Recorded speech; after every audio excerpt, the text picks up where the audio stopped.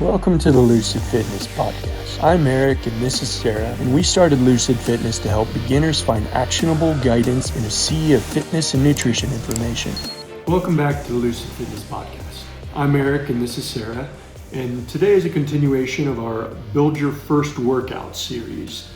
Today we're going to be talking about upper-lower workouts, and we're going to discuss the structure and exercises and the pros and cons of upper-lower workouts. First, we want to talk about what is an upper-lower workout and why we should use it versus, any other workout.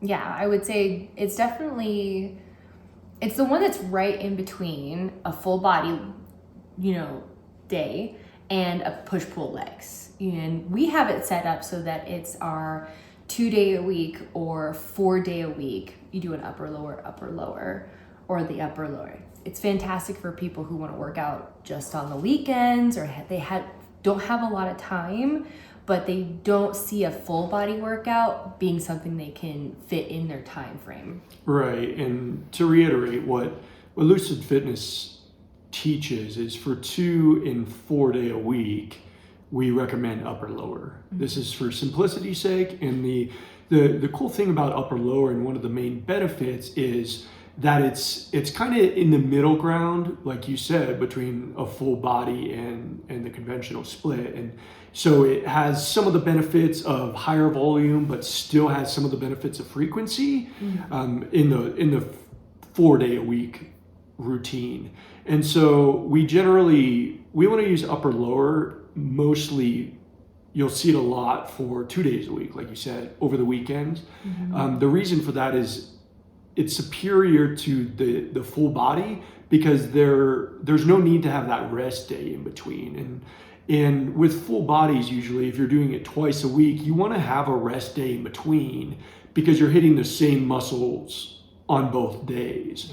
Whereas with the upper lower, there's no need to have this space in between because on one day you're working your upper body and one day you're working your lower body. So generally it's not, your workouts aren't impacting one another. And so it's a perfect routine for over the weekend, right? Because people who work or have busy schedules during the week, they can still go on the weekend and hit their entire body without having to do those back-to-back full body workouts.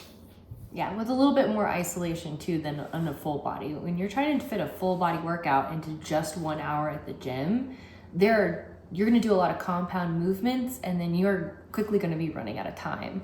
When you have an upper or lower, you have the ability to have a little bit more structure, be a little more focused on certain muscle groups, still prioritizing those compound movements, but you're able to focus on chest and shoulders and back, or quads and glutes and hams, rather than trying to just do squats and deadlifts.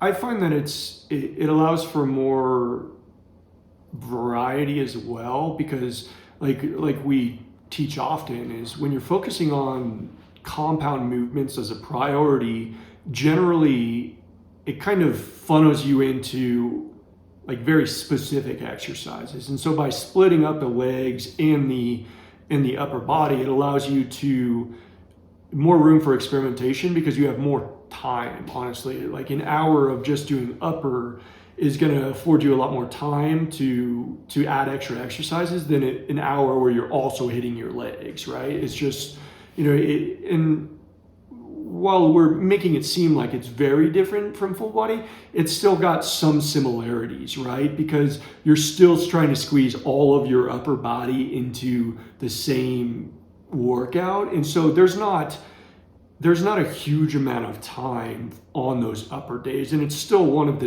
the cons of it is that the upper can feel very condensed as well, much like a full body would feel, because you're removing legs, but there's still a lot in that one workout, right? Yeah, especially there's a lot to get through. Those days definitely, even when we were doing chest and shoulders together, those are some of the most exhausting days I found working out, for sure. It can be, I guess, hard is relative, but it can be difficult, and it's one of the one of the main reasons I find that beginners aren't really attracted to full body and upper lower is because they are hard, right? You're hitting a lot of large muscle groups, and sometimes it's nice to just go in there and blast your chest, or go in there and blast your shoulders without having to worry about hitting, 4 other muscle groups.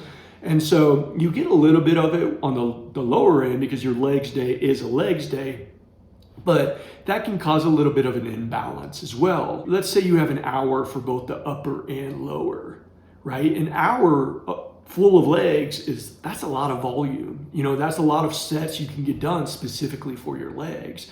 But presumably you're doing the same amount of sets for just the upper. You're spreading that amongst your chest, your shoulders, your back, your arms, and your abs, assuming you're trying to hit everything in your upper body, and it distributes the volume in a less condensed way like the legs does.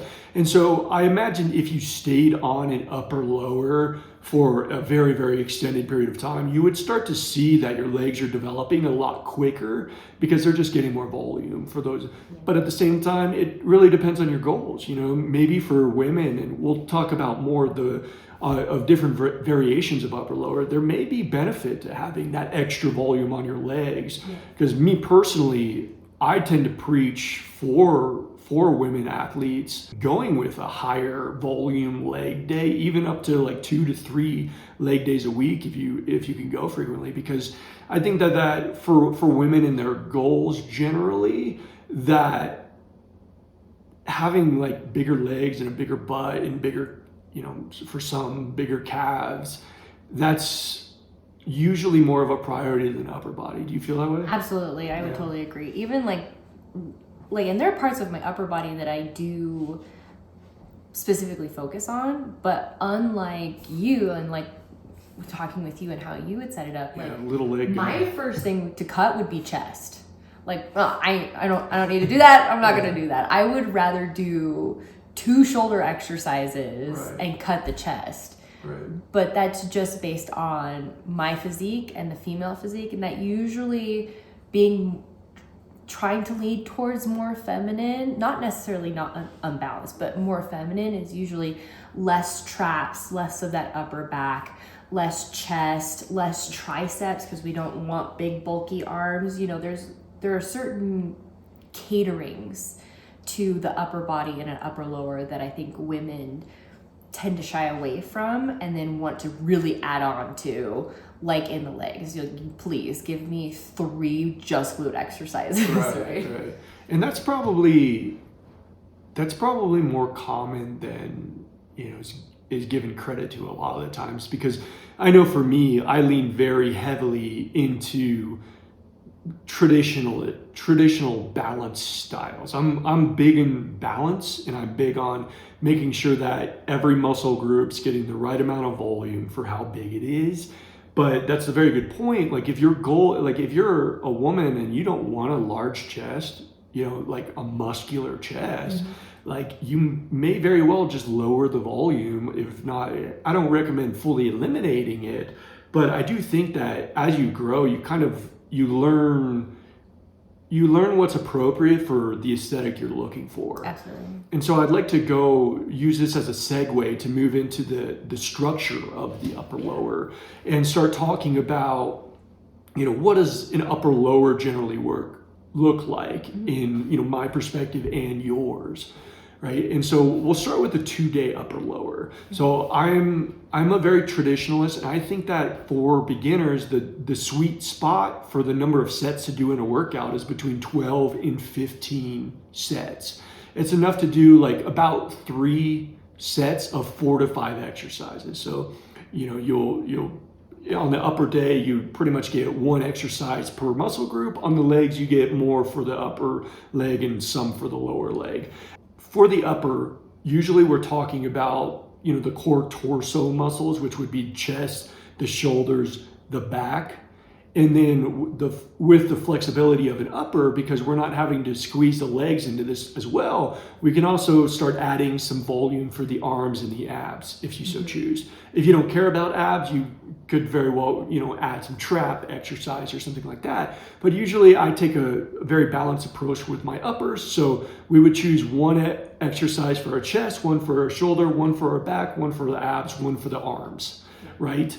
And then for the lower, I recommend doing, again, the same kind of thing, 4 to 5 exercises for 3 sets for the lower body. And the lower body is going to be, I usually recommend 3 exercises for the upper and then 2 exercises for the lower, because I think that oftentimes the calves get neglected a little bit because people like to think, oh, calves are genetic. But I think you can work your way into having big calves. And that starts with, again, a balanced approach where you're actually hitting your calves as well as your upper body, right? Because sometimes you can, find lower body routines online that completely neglect it, and you squat and you deadlift all day. And while it does use your calves, it's not going to be the same as actually doing like a calf isolation exercise. What would a Sarah version of upper lower for 2 day a week look like?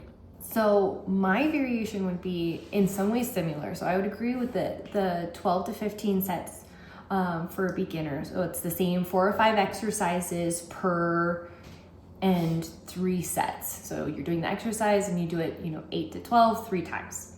Mine kind of is tweaked towards maybe a more feminine physique, focusing on maybe more visual than on pure balance or that sort of thing. So for me, an upper that I would do for the 2 days, so just an upper and then just a lower a week, would be an upper back and then a lower back, and then a shoulders, arms, and abs.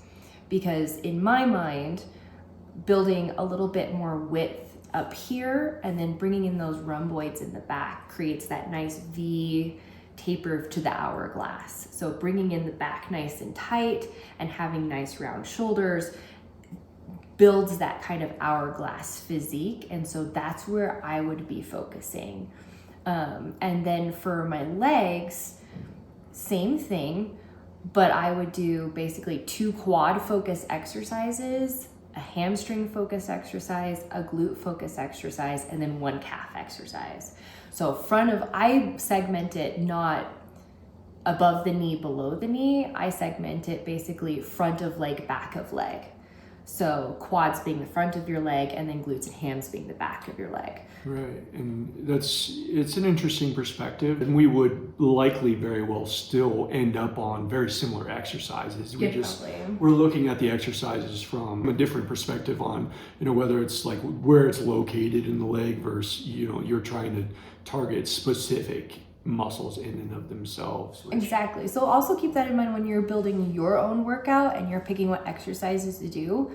Keep in mind that what makes sense in your brain, whether you're saying upper leg, lower leg, or front of leg, back of leg, that there's nothing wrong with that. As you can see, we would pick almost even probably the same exercises. We just categorize them and visualize them differently in our own minds. Yeah, and it's largely semantic, and honestly, there's about 1 billion ways you could build an upper lower, right? And so, we've touched on the 2 day a week. What would a 4 day a week look like for you? Would you still be doing it by specific muscle groups, or like what would that look like? Yes, in a way. So because with the 4 day, you get 2 uppers and 2 lowers, I would want to play up volume in the legs and then spread out my exercises on my upper body. So for that first upper body day, it would be chest, shoulders, triceps. On the second upper day, it would be back, biceps, and abs.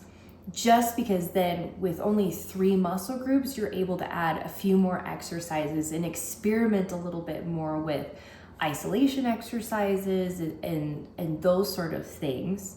And then with my lower on a 4 day, so you get 2 leg days, one of those days I would make a quad focused leg day. Mm-hmm. So it would be 2 quad exercises, a hamstring exercise, a glute exercise, and calves. And then the second day would be a glute focus.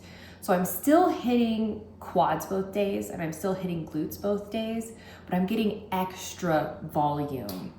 in those spots that I really want to have extra volume. I think that that's one of the strong points of the upper lower and splitting legs away is exactly like you're saying. For people who want big legs, it gives you the volume. Even a traditional split usually has 1 day a week of legs. Like very rarely, well, if you're doing six days a week, if you're on a push-pull leg, which we'll talk about in a different episode, you get the double legs. But with upper lower, you get double legs just 4 days a week. And so that's probably one of the biggest pros of the upper lower is breaking those legs into their own day. You can get very, very good results. You can get a lot of volume packed into a little bit of space. Yeah, and from what I'm hearing about your design is like you're essentially taking the structure that you would have in a 2-day lower, and you're kind of splitting it into the 2 separate days where you have a quad focus and you have a glute focus, and that kind of allows you to focus even more on those specific body parts that really bring out the feminine aesthetic. Exactly. And I would definitely, like, on that glute focus day, it would be a compound glute movement and then an isolation glute movement. And on those quad days, it would be a compound quad movement and then a compound isolation movement. A unilateral movement, because we want to obviously maintain balance, but that can be a beautiful way to build those nice chunky quads for sure. That added volume gives you a lot of flexibility. On a full body workout, you would only have those 5 or 6 sets. With the upper lower, you're essentially, doubling, if not tripling the amount of volume you're getting for your legs. And so there is a significant benefit for it. For me, a 4-day-a-week upper lower is pretty much just 2 of what I explained before, where the upper would have 1 for each of the muscle groups in the upper, and then the lowers would be very similarly 3 upper leg movements. So, I tend to like bigger, more complex compound movements, which we've talked about before. Like we definitely want to prioritize the compound movements, but when we have, we're allowing 12 to 15 sets for just the legs alone, there allows more isolation. I spend my isolation on calves. You may spend your isolation on something like glute kickbacks or something like Bulgarian split squats or something like that. Right, things like that. And so mine's a lot more, I guess, simple in a way where I'm just doing the same thing twice a week, right? I'm doing 1 exercise for chest, 1 exercise for shoulder, 1 exercise for back, 1 for ab, 1 for arms. With a 4-day-a-week, you may alternate the arms. Maybe you do you do biceps on one upper and triceps on the other. However you like. You're not going to be at 12 to 15 sets for very long. It's very much a beginner thing. So the first thing you want to do is kind of distribute your sets so that your triceps are getting some, your biceps are getting some, and all of the vanity muscles are getting the attention as well. If you want big forearms, highly recommend that you isolate your forearms, things like that. Yeah. You want big calves, isolate your calves. You want a big butt, isolate your butt. And so as you increase the amount of volume that you have in your workout, that there's more flexibility for the isolation because your compounds are taken care of earlier in the workout. And so you start to reap some of that benefit with the upper lower on the lower end of the spectrum. The upper is still kind of crippled by the fact that you're trying to fit everything upper body into one single workout. And it does have an impact on how much volume you can do.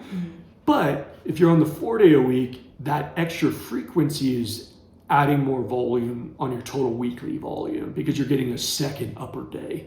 And so for me, adding just another upper day with new exercises, like usually you wouldn't do the same exercises both upper days, and you wouldn't do the same both lower days. But since we're gravitating towards that, like maybe we should talk about what sorts of exercises we would be adding into our workout without, and again, if this is the first of our videos you've ever watched, Lucid Fitness, our principle is to teach you the foundation, not necessarily give you very specific exercises to do the best, scientifically best exercises to do. We're looking to kind of present you a foundation and you like learn and experience a bunch of different movements and find what works for you. But we'll give recommendations of like sorts of compound exercises that we would put into our workout, because again, we want to prioritize those compounds and then near the end of our workout work towards more isolation.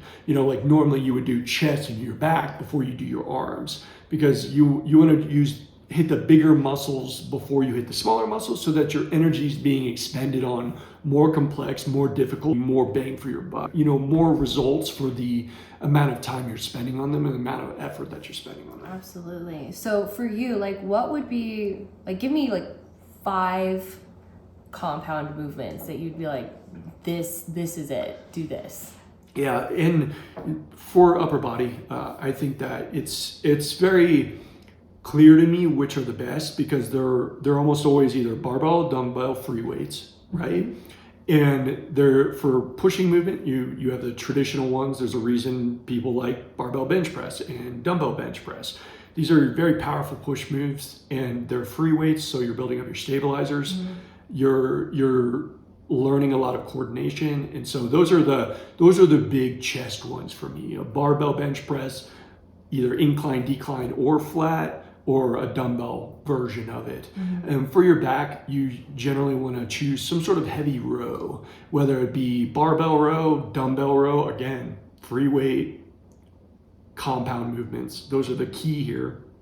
Or you could do something like a T-bar row, which is where the bar is in between your legs and you're rowing it up. You could even, if you're not super comfortable with the free weights, you can do rows with the cable. You can do the seated cable ones. It's a lot easier, but it still does produce results. It's a complex movement. It's a compound movement. And then for shoulders, again, we're talking about pressing movements. So a barbell overhead press or a dumbbell overhead press, where you just press the bar or the dumbbell over your head. You activate most of your delts and your traps, and you're able to hit your shoulders in entirety with one single movement. And that's the trick with these lower volume workouts, is finding exercises that are hitting a large amount of your body without trying to learn like Olympic lifts. Because if you really wanted to get into the most complex, most complete exercises, you would do something like a clean and jerk, or a push press, or some sort of very complex movement. And we don't necessarily recommend that, because for beginners, these are things that usually you need some sort of coach to teach you. Otherwise, you risk injury. And so we want to get the most complex compound movements that we can get, without really requiring some sort of dedicated effort to learning the movement. Like most people can pick up a 20-pound barbell and lift it over their head a few times, right? Yes. And so, going back to what I was saying, after you do your rows for your back, your overhead press for your shoulders, you do a bench press for your chest, then you have arms and abs. And with abs, I usually recommend, some sort of, roll out, like for an ab roller, or some sort, even basic things like crunches or sit-ups or leg raises. I would say most people looking to start in the gym have already experimented a little bit with ab stuff, because abs are the vanity muscle, abs and arms, right? Yeah. When beginners start, they're almost always thinking like, okay, I want bigger arms. Like my girlfriend likes arms, I want bigger arms, or I want to look good at the beach. And most people with abs look good at the beach. And so they've played around with those sorts of things. And so just look up into ab exercises. Most of them are, about as complex as you can get. I prefer like an ab wheel. Starting to learn it early, I think it's good, because it's challenging and it's a really good movement, right? So most gyms have the ab wheels. You just go and you roll forward and roll back in. It might be a little bit too complex for straight beginners, but you got to learn these things. You got to learn the things. Well, and you can always, if you get to it and you're trying to do an ab wheel and it just really, your back's not strong enough, your abs aren't strong enough, your shoulders aren't strong enough, just do a plank. Like just start with a walking in and out plank. It's a very similar movement, but it's just brought it down to a level where you're building up not only that ab crunching motion, like bringing yourself in, but you're building up the strength in your back and your shoulders as well. Right. And so again, after you do your abs, the only final thing left in an upper body workout for me would be, doing some sort of arms. Let's say you've dedicated, 4 sets to your arms. You could do 2 biceps, 2 triceps, so some barbell curls, some tricep push downs. Those would be my go-to on lower volume. And then for the lower body, I generally recommend we have more flexibility. So 3 big movements. So by big movements, I would mean, some sort of squat or machine squat or belt squat, some sort of hinge movement, like a barbell stiff leg deadlift or traditional deadlift, or you could even do some sort of lunge. I like lunges. They're difficult, but, reverse or forward lunges, some sort of split squat, as you mentioned earlier. Those are all big upper leg movements, right? Because while they are engaging your calves to some extent, they're not going to be as powerful as, what I recommend, doing 2 exercises of calf raises or extensions. And most of these are going to be machines, and they're going to be considered more isolation exercises. But they're important to develop a fully balanced lower leg. You don't want to neglect it, because at the end of the day, if you're doing legs for an extended period of time, like we're talking years, they're going to get pretty big, right? You're going to put a lot of mass in your upper leg, and you don't want to be 3 years in of developing your upper legs and then realize like my calves haven't grown at all, right? Because then you're perpetually, trying to catch up or blaming genetics, and, just start with a balanced approach from the get-go. But for you tend to focus specifically on in upper body, you're focusing on like a different structure. Yeah. And on the lower, you're targeting specific muscle groups versus me just like big movements, like go and use big movements. Yeah, absolutely. I would still prioritize compound movements, but they would be different compound movements. So my compound movements would be something like a lat pull down and a barbell row or a bent over rows. Those sort of things would be the ones that I would specifically pick. And then same shoulder press, Arnold press, those kind of full shoulder workouts. Anything that you can Google it. It's not hard to find a good shoulder workout. And then abs, I would just maintain. Choose one. Yeah, pick one that works. And then for arms, it would also that would be my isolation movement, whether it was the 2 or it's triceps or biceps, or you're trying to hit both. And I would probably lean towards myself, those being cabled exercises. I just prefer those for my bicep isolations and tricep isolations. They work better for me. I feel them. I feel the pump better. I just walk away feeling like I actually did something. So that's just what works for me. And then on my lower days, same thing, basically the same as you, but when I'm doing those belt squats or those leg press machine or V squats, I'm either focusing on keeping my shin straight and my thigh at a 90-degree angle and sitting back to focus on my glutes, or I'm purposefully setting my feet further in and making sure my toes are going over my knees to focus on my quads. So you could still do a leg press on both the glute focused day and the quad focused day, but depending on where you're putting your feet, you're making it glute focused or quad focused. It's still a compound movement, but I'm changing it slightly to hit the area I want to hit. Interesting. And so you're taking an approach where you're doing the same exercises as I would do, but you're doing them in a way that's more targeting specific muscle groups versus, I may get on a leg press and just, honestly just try to do as much weight as possible, and do whatever stance allows me to do as much weight as possible. But you may take a more tactical approach where you're like, okay, maybe I do less weight, but my legs are closer together and I can target a specific. And I'm specifically thinking about, I'm pushing with my whole foot, and where am I pushing from? Am I pushing from my glutes, or am I pushing with my or with my quads, to force that whether it's quad focus or glute focus. That's kind of where my mindset ends up being. And do you recommend usually still doing some calves at the end? Yeah, I would still do calves begrudgingly because I really don't like doing calves. I have really naturally large calves anyway, and they were the bane of my 12-year-old self, and wanting to wear boots.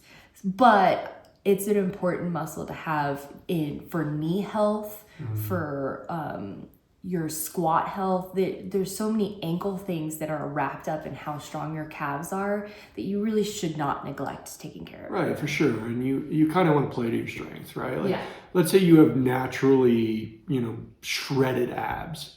You might not waste as much time on abs instead of developing up other parts of your body. And so if you have big lower legs, then maybe you use one of those exercises as an additional upper legs to help balance things out. But I think that it's interesting hearing your perspective versus mine, because while it's kind of similar, it's very different. And I think that the reason it's different is because we've experimented.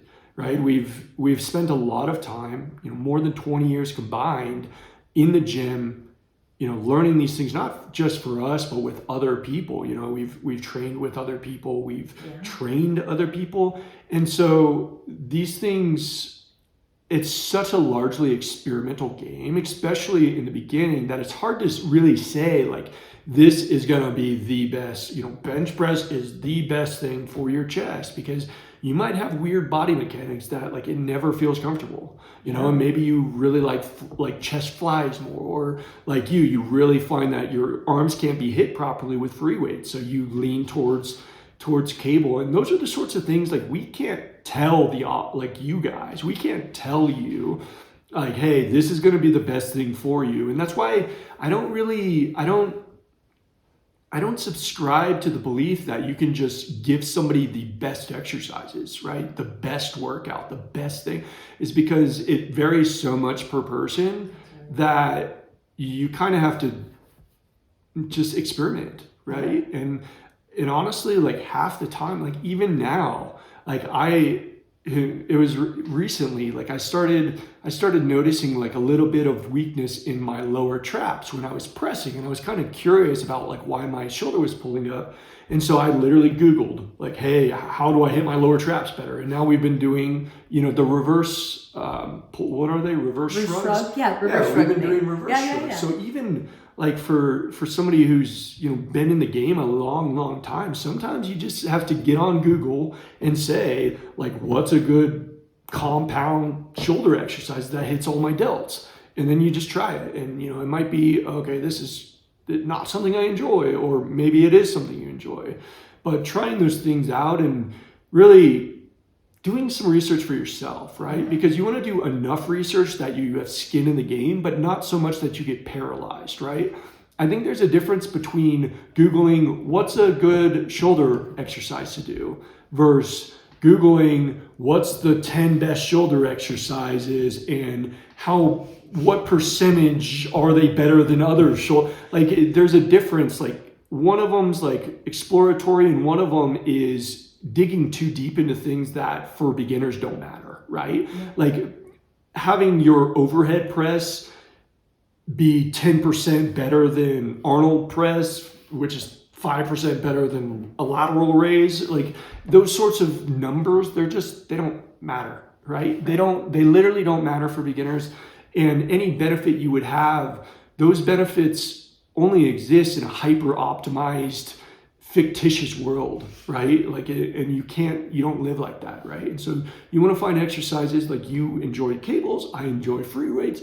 You want to find the things that you enjoy doing, and you're more likely to do them, right? Absolutely. And we would love to know what you enjoy doing. Why don't you come join us over on Discord? We have a whole section where we could talk about exercises, the ones you prefer, little tweaks, maybe tips and tricks. Like for me, I cannot for the life of me feel my chest muscles doing the bench press. I can't. The free weights are so much, I have to twist my wrist. It's a cue for me I don't know what it is. But perhaps you also have a weird little tweak too, and we would love to hear all about it. So come join us over on Discord. To kind of summarize what we talked about in this episode, we're both recommending for beginners between 12 and 15 sets for your upper and lower day, which is about 4 to 5 exercises to squeeze into that to be done in a reasonable amount of time. And then our variation in structure, it varies quite a bit, like a surprising amount.